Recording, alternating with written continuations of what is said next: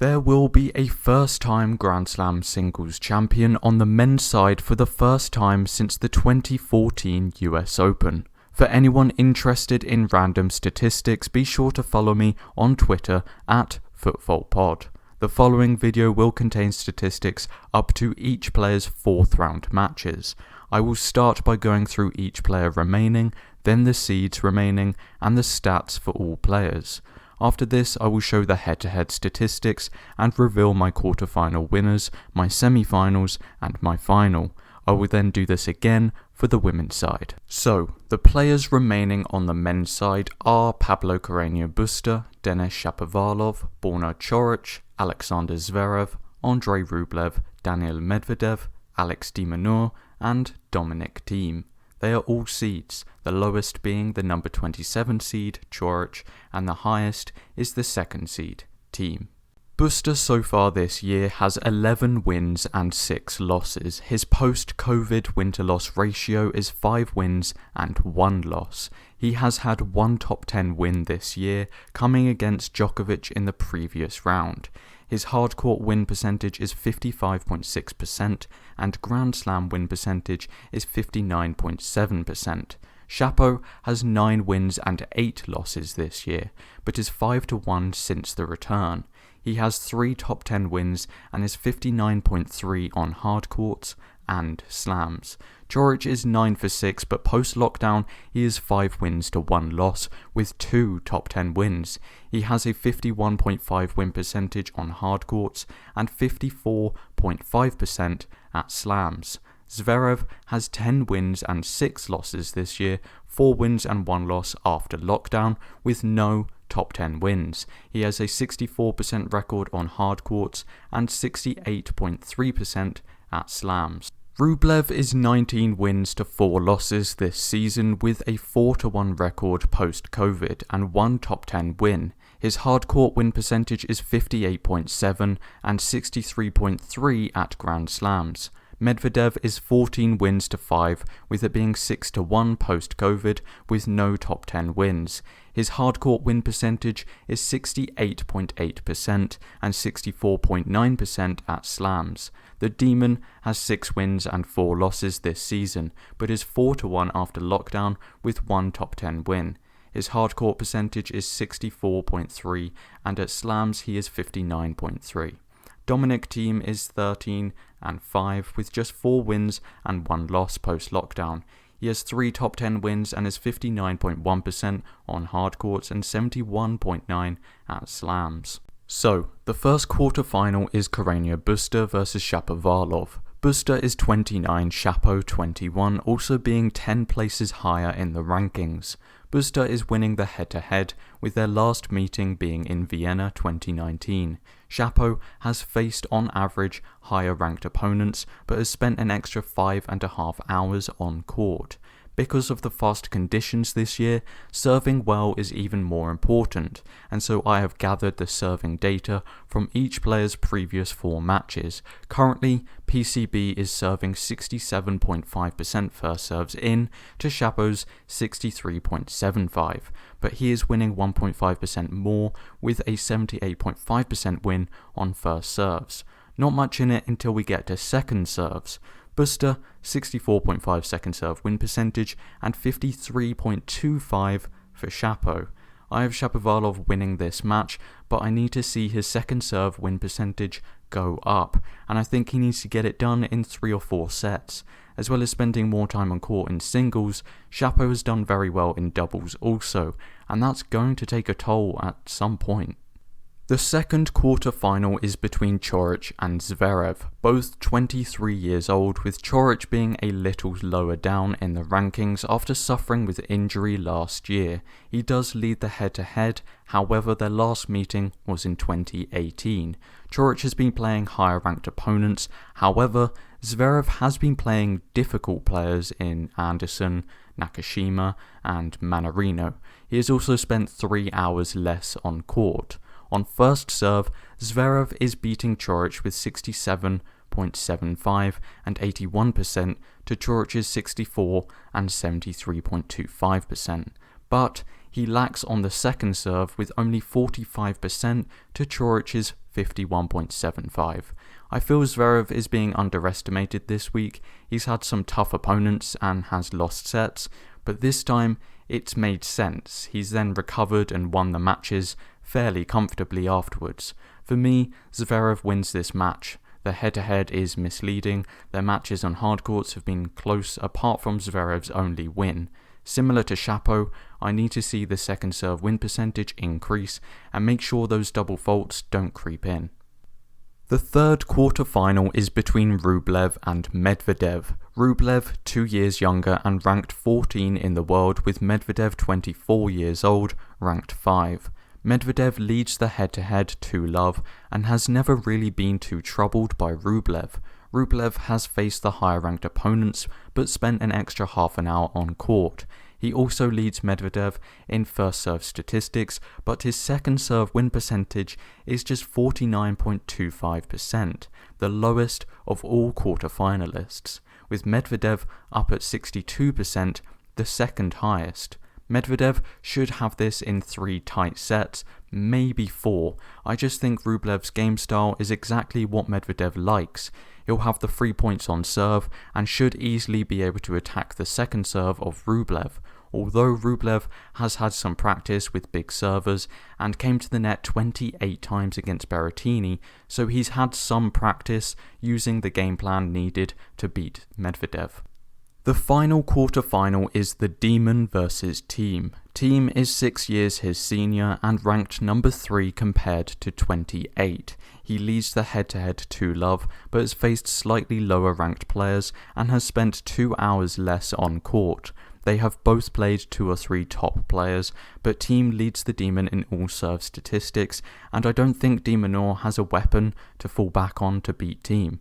His movement and speed may extend rallies, but Thiem's firepower should just prove too much for him. So, my semi-finals should be Denis Shapovalov versus Alexander Zverev and Daniil Medvedev versus Dominic Thiem.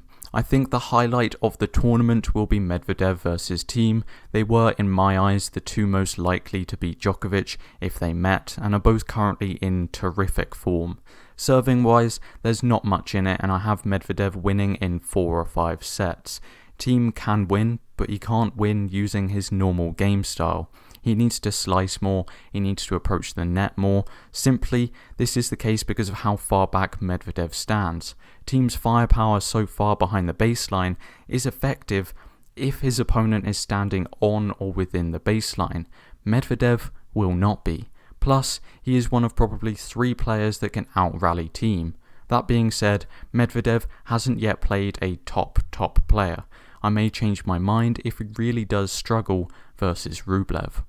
The second semi-final is Zverev versus Shapovalov. Zverev should win this. Their head-to-head is 2-2, with Shapo easily winning their last meeting at the ATP Cup, but we know Zverev had a meltdown that tournament to go and reach the semis of Australia right after. Shapo has faced a big server in Fritz already, but has spent a long time on court now, with the doubles also. He's got to be tired. I don't see him winning unless Zverev's serve stats take a dive and the double faults start creeping in. I'm confident in saying Zverev in 3, but I wouldn't be surprised if Shapo won in 3 or 4 either. It would take a dip in form on Zverev's part, however. So, my predicted final is Zverev versus Medvedev. Zverev leads the head-to-head 5-1. But Medvedev not only has the experience in the final of a Grand Slam, but has mostly the better stats on hard courts. Zverev's weaknesses are the weapons and strategy needed to use against Medvedev. He can't out-rally him, it would take a massive breakdown for Medvedev to lose, and I only see the breakdown mentally coming from Sasha's end of the court. I think he'll start getting frustrated with the amount of returns coming back on his serve, and we'll see the return of the second serve dip in form and double faults and possible racket smashes, meaning my champion for the 2020 US Open is Daniil Medvedev. The players remaining on the women's side are Jennifer Brady, Yulia Putintseva, Naomi Osaka, Shelby Rogers, Svetlana Peronkova, Serena Williams, Victoria Azarenka, and Elise Mertens. The seeds remaining are Brady, Putintseva, Osaka, Serena, and Mertens, the highest seed being Serena, and the lowest is Brady. Brady this year has 21 wins and 6 losses. After COVID, she has 9 wins and 1 loss, with 2 top 10 wins. Her slam win percentage is 53.9%. Putintseva is 17-8 with 6 wins and 2 losses upon return to the tour, but no top 10 wins. Her hardcourt win percentage is 46.7 and Grand Slam win percentage is 56.1%. Osaka is 13 wins to 3 losses this season, with an even better 8 wins and 1 loss since the tour restarted. She has 1 top 10 win this season with a 67.5 win percentage on hard courts and 78.3 at slams. Rogers has 18 wins and 7 losses to her name this season, with 8 wins and 2 losses post-COVID and 1 top 10 win and a 51.2 win percentage at slams. Pironkova is 4-0 this season, playing her first matches for 3 years. She has no top 10 wins and is 50% at slams. Serena is 15-4 this year and 7-2 post-COVID. She has no top 10 wins and is 85.4% on hard courts and 87.7% at slams. Azarenka is 9-2 this season, with those 9 wins coming post-lockdown with 0 losses so far. She has 1 top 10 win, a 74.1 win percentage on hard courts and 74% at Grand Slams. Mertens has 23 wins and 8 losses. Post-lockdown, she is 12 wins and 3 losses with 1 top 10 win and a 63.5 win percentage on hard courts. At slams, she is 71.7%. The first quarter-final is between Brady and Putintseva, both 25 and ranked fairly similar, but with Putintseva leading the head-to-head. Brady has faced on average the higher ranked opponents and spent less time on court. 57.75 first serves in for Brady and 65.25 for Putintseva, and 74.5 win to 64.75. Not much in it once again, with Brady leading second serve win percentage 51.75 to 47.5%. Brady has breezed through the competition this week, losing at most 6 games in a match compared to 13 for Putintseva.